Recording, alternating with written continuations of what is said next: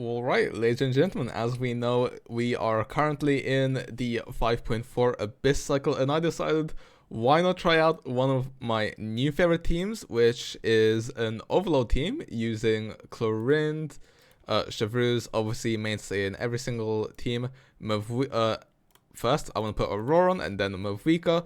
Probably my favorite Overload team at the moment, and you might be thinking, this is a very AoE heavy first slide, so how's it gonna work? I actually think this team is very, very good in AoE, surprisingly. In my eyes, it might be one of the top 5 AoE teams in the game, maybe at least of the ones I have available to me. And then when it comes to the second half, we're going kinda old school here, if I'm being completely honest. With Yelan and Farina, as well as Diona, just to finish off our team for the final chamber. And yeah, with that being said, let's just hop right into it. Alright, and here we are in the first chamber, and I'm just going to pick up the sprint buff. It will help us. Sometimes it's not the biggest buff. Anyway, what we're going to do here is start off with Clorinde's ultimate, go into Chevreuse, trigger an overload. Okay, Auroron gets knocked back a bit, that's slightly annoying. Go into Mavika's ultimate, we hit for around 140k there, which, I will take it. Obviously, it's not the highest damage you can do with her, but we are only using one Natlan character here, and she's not getting the most buffs.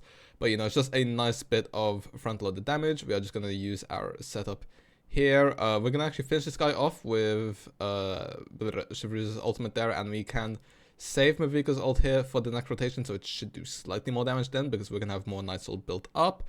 And, okay, we basically cleared the second wave again already. We're doing quite well for ourselves here. We're looking at under a 1 minute clear here, I think, with this half. And yeah, although Overload traditionally isn't very good with AoE content, this team just is actually quite good in AoE, surprisingly, which is why this is almost certainly my favorite Overload team in the game. So that was about a 56-second clear we got there, so we have a little bit of extra time to work on this TAO team. Now, I'm not gonna lie, it's not gonna be the, it's just your typical TAO thing here.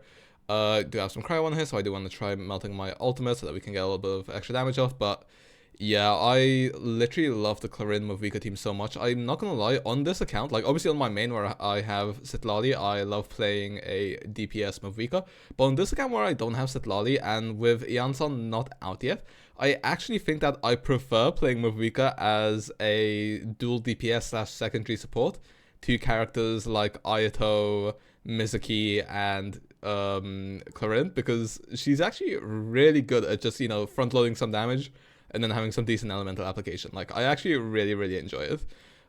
Obviously, I did do a Mizuki run just before this one in the Abyss, and, it went decently. It wasn't, incredible, but what do you expect from a C0 R0 standard character?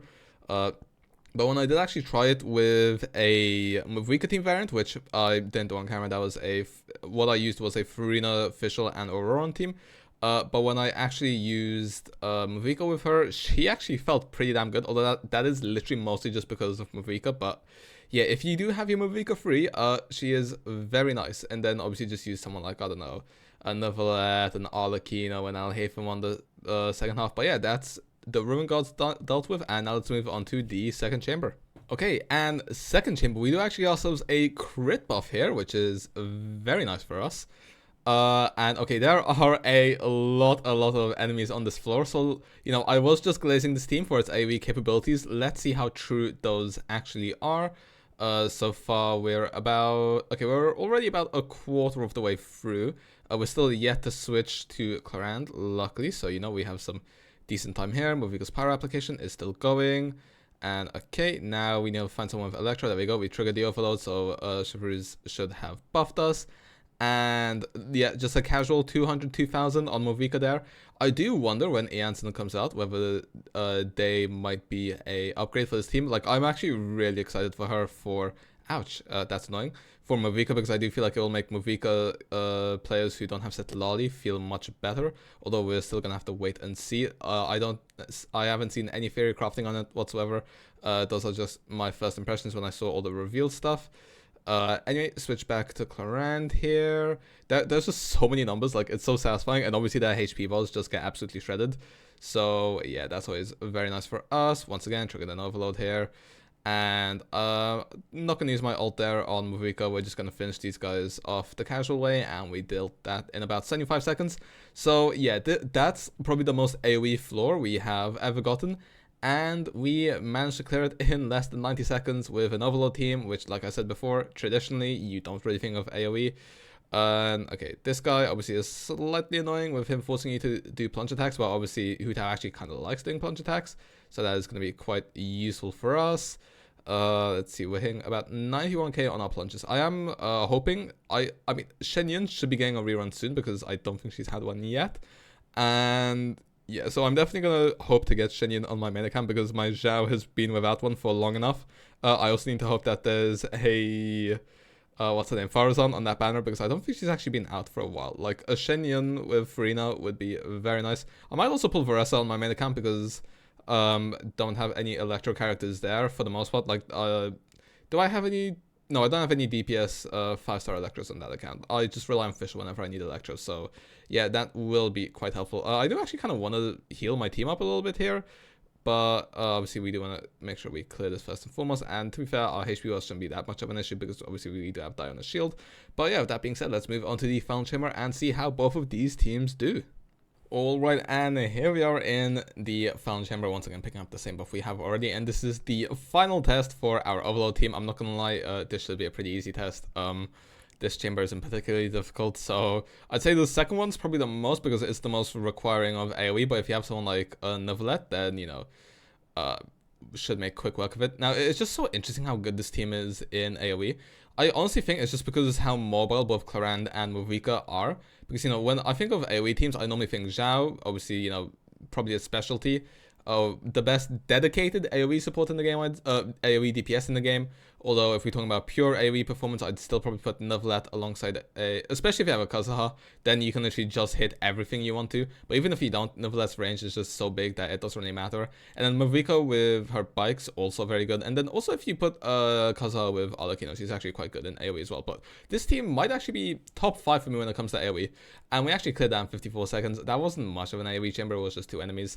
Like, you know, theoretically speaking, someone like Mizuki should be good in AoE, but her numbers just aren't that high, so it doesn't end up really coming out that way, but, you know, who cares? I'm just so happy that, you know, for a while, Clarand has always been a character I liked playing, but I do sometimes feel like some of her teams were slightly underwhelming. But now that we have,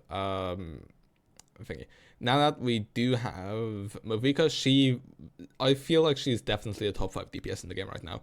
Especially, like, far and away the best Electro DPS in the game, and also one of the best DPS in the entire game. Like, I'd put her up there with, like, obviously we all know who the top 3 are. I'd also say probably someone like Clarand, Alhaitham, and Navia might be my next 3 top DPS characters. Maybe swap out Kinich for Alhaitham, depends which one you prefer. I slightly prefer Alhaitham.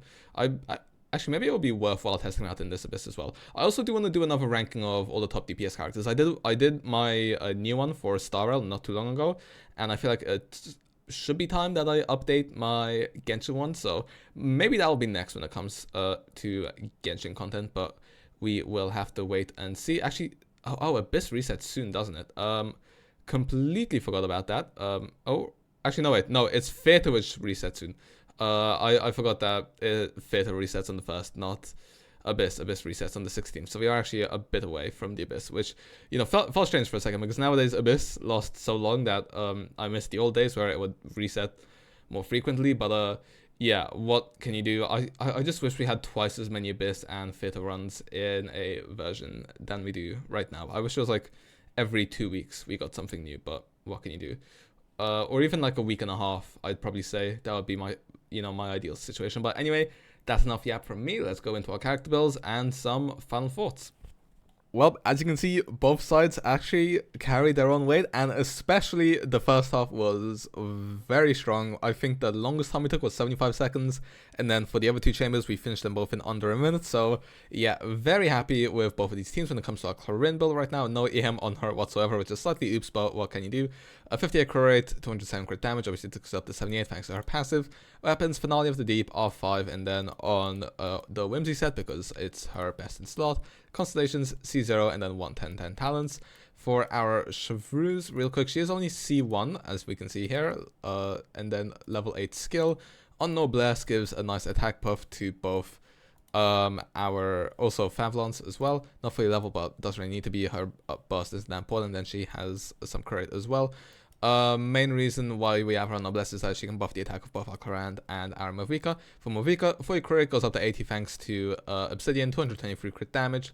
Not no EM main stat. This is a Wolf's Gravestone, which is probably actually the most relatable Claymore that I have on my account right now, and then attack timepiece as well, because I do feel like attack in this team, like if you're not doing reactions like melts or vapes, then I feel like attack will be more useful. And then 1, 8, 10 talents. And then finally for our Auroran, who unlike our unlike our Chevreuse, he is actually C6 because we put a lot of pulls into his banner. 1, 11, 12 talents on the scroll set to buff both of our reactions in this team, so both our Movika and our Clarence damage, and then 71 crit, 126 crit damage with 167 ER, and then finally for our other half team we have 75 crit, 231 crit damage on our Hu-Tao, because I'm actually running her on Homa this time. Could run her on Dragon's Bane like I normally do, but I'm not gonna lie, I just kind of forgot to, so yeah, there is that. And then obviously EM timepiece, C0 triple crowned, and then she's only 187 EM because we only get the EM from the timepiece, we don't have any substats in it, which is once again, oops. A 6-4 crit, 193 crit damage, 194 ER on our Yelan. On Fav, not fully leveled up because the attack doesn't do anything for her. Emblem, as she always is, C0, 2, 6, 10 talents. Then we have Farina with her 2, 9, 10 talents. Once again, C0, Golden Troop, standard build. And then weapons, Fav Sword, once again, and then a 64, 207, and 168% ER. And finally, our Diana, whose build doesn't really matter, but might as well. A little bit of ER, a little bit of crit. She would be on Favbo, but that got stolen from her. I don't know where my second one is, so I can't be asked to figure that out. And then just double HP sets for the little extra tankiness. And then C6 also gives some EM to our Hu-Tao, and then 1, 11, 9 talent. So yeah, with that being said, I hope you enjoyed, and see ya.